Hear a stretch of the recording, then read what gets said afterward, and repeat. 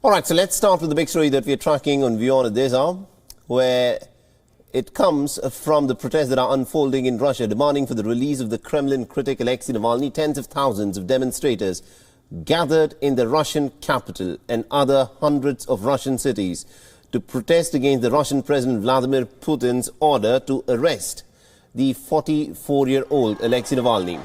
He's presently in a Moscow prison, pending the outcome of 4 legal matters.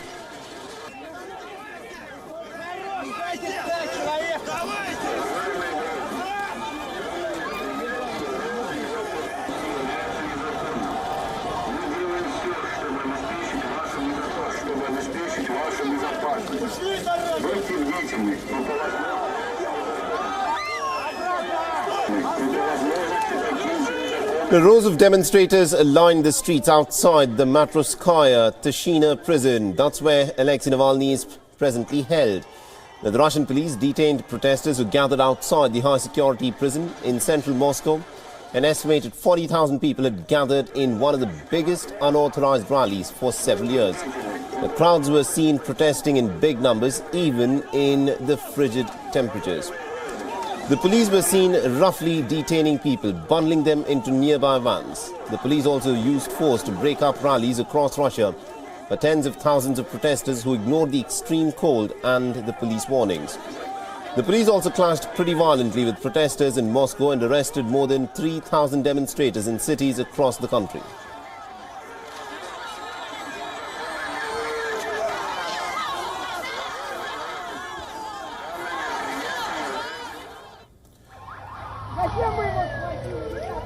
And while making these arrests, there were some pretty gruesome scenes that were also witnessed, where a police officer was seen kicking a woman to the ground in St. Petersburg. Now, the woman had stepped into the road and had approached a group of police officers who were escorting a protester. Now, the woman had to be taken to a hospital with a head and an abdominal injury.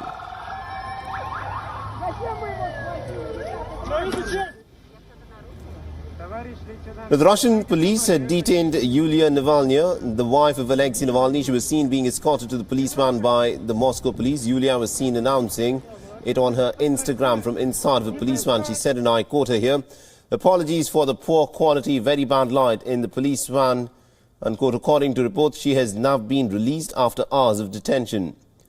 The nationwide protests were being seen as a litmus test of the opposition's ability to mobilize ahead of the parliamentary elections later this year. Alexei Navalny's supporters have called for protests again next weekend. The Navalny's detention has drawn some sharp condemnation from Western nations. In Paris, protests were held in support of Alexei Navalny. The crowd held up posters demanding the Russian leader's release. While in Germany, protesters gathered in central Berlin and joined their counterparts in dozens of other cities across Russia. The demonstrators marched from the German Chancellor's office to the Russian embassy, demanding that the Russian administration should release Alexei Navalny.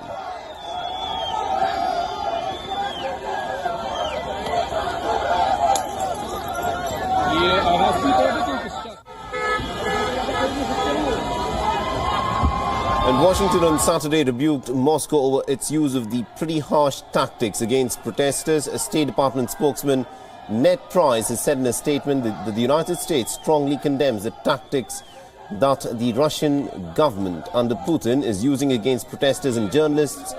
Alexei Navalny being taken into custody and also the arrest of his supporters is extremely troubling, is how the Americans have in fact described this.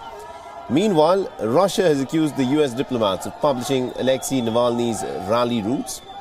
The European Union's foreign policy chief has also condemned the crackdown on the protesters in Russia. Joseph Borrell has said, and I quote, "I deplore the widespread detentions, the disproportionate use of force, the cutting off of internet and also of phone connections by the Russian administration."